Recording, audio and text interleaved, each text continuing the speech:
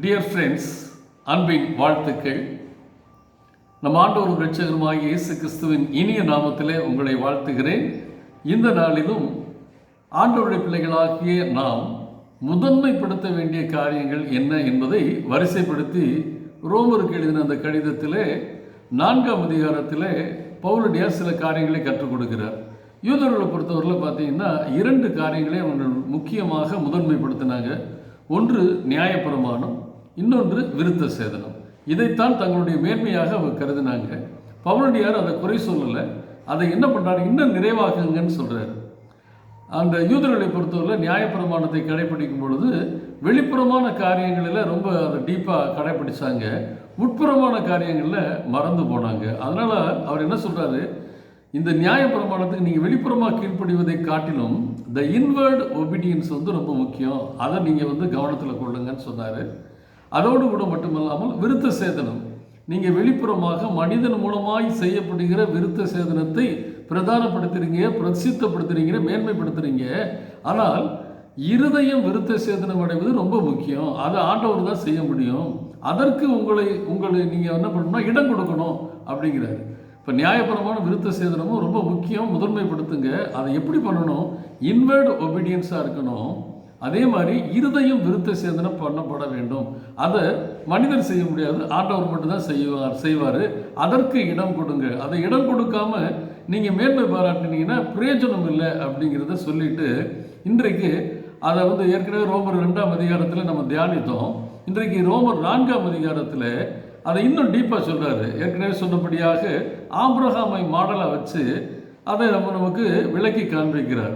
இன்றைக்கி பார்த்தீங்கன்னா ஆதிவாசிகள்கிட்ட போய் சுவிசேஷம் சொல்கிறது எளிமையாக இருக்கும். அதே நேரத்தில் கற்று அறிந்த சிட்டியில் உள்ள மக்கள்கிட்ட போய் சொல்வது கொஞ்சம் கடினம். அது மாதிரி தான் ரோமபுரியர்களை பார்த்தீங்கன்னா ரொம்ப ஞானவான்கள், அவங்ககிட்ட சுவிசேஷம் சொல்லும் பொழுது ரொம்ப கவனமாக அதே நேரத்தில் ஆதாரத்தோடு சொல்ல வேண்டும் என்று சொல்லித்தான் இன்றைக்கு நமக்கும் அதை கற்றுத்தருகிறார். இந்த ரோமர் எழுதின அந்த கடிதம் 4ஆம் அதிகாரம் 9 முதல் 12 வசனங்களில் அதை தெளிவுபடுத்தியிருக்கிறார். விருத்த சேதனத்தை குறித்து ஆபிரகாமோடு கூட கம்பேர் பண்ணி சொல்லுகிறார்.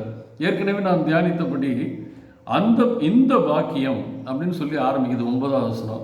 இந்த பாக்கியம்னா ஆண்டவராலே நீதிமானாக்கப்பட்ட பாக்கியம். அந்த நீதிமானாக்கப்பட்ட பாக்கியத்தினாலே நாம் கிடைத்தது என்னென்னா, நம்முடைய பாவங்களை அவர் எண்ணாமல் தள்ளிவிட்டு நம்ம என்ன பண்ணிடுறாரு, நாம் கொண்டிருக்கிற விசுவாசத்தின் அடிப்படையில் நம்ம என்ன பண்ணுறாரு, நீதிமானாக்கிட்டாரு. கிரியின் அடிப்படையில் இல்லாமல் நம்ம வைக்கிற விசுவாசத்தினாலே நீதிமானாக்கப்பட்டிருக்கிறோம் என்று சொல்லி இந்த பாக்கியத்தை விருத்த சேதனம் உள்ளவனுக்கு மாத்திரம் வருமா அப்படின்னு ஒரு கேள்வி வைக்கிறார். அவங்களுக்குள்ள அப்படிப்பட்ட ஒரு எண்ணம் இருந்துச்சு, விருத்த சேதனம் பண்ணிட்டா போதும் அப்படின்னு.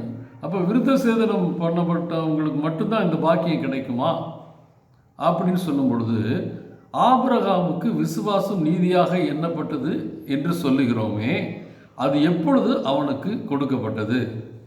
விருத்த சேதனம் பெற்றதுக்கு பின்பாகவா, விருத்த சேதனம் பெறுவதற்கு முன்பாகவா, எப்பொழுது அவர் நீதிமானாக்கப்பட்டான்னு ஒரு கேள்வியை கேட்டு பதில் சொல்றாரு. 10ஆவது வசனத்தில் அது எப்பொழுது அவனுக்கு அப்படி எண்ணப்பட்டது, அவன் விருத்த சேதனம் உள்ளவனாய் இருந்தபோதோ விருத்த சேதனம் இல்லாமல் இருந்தபோதோ அப்படின்னு கேட்டுட்டு, விருத்த சேதனம் உள்ளவனாய் இருந்த போது அல்ல, விருத்த சேதனம் இல்லாத போது அவனுக்கு அருளப்பட்டிருக்கிறது. 11ஆவது வசனத்தில் சொல்றார், மேலும் விருத்த சேதனம் இல்லாத காலத்தில் அவன் விசுவாசத்தினாலே அடைந்த நீதிக்கு முத்திரையாக விருத்த சேதனமாகிய அடையாளத்தை பெற்றான்.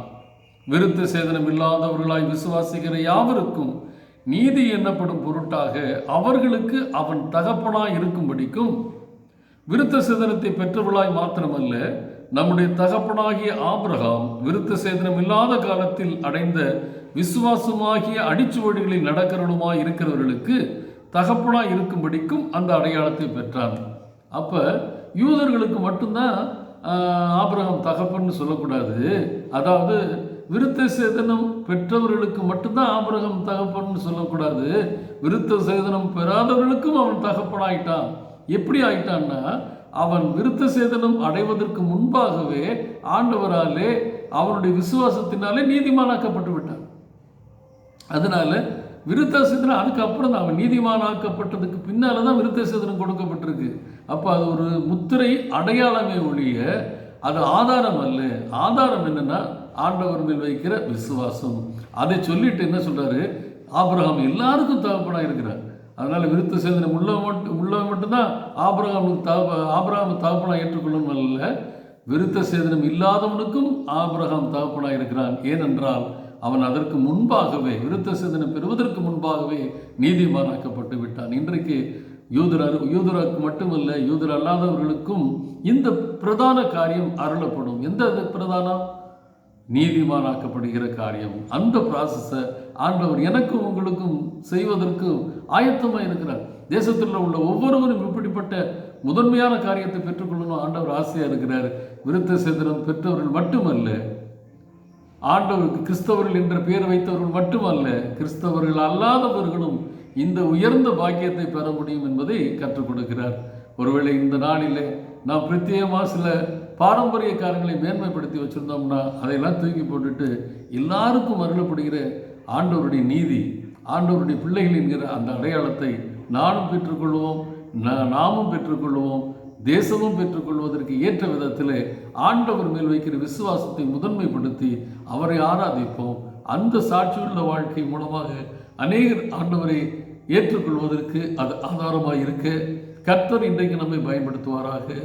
ஆமென்.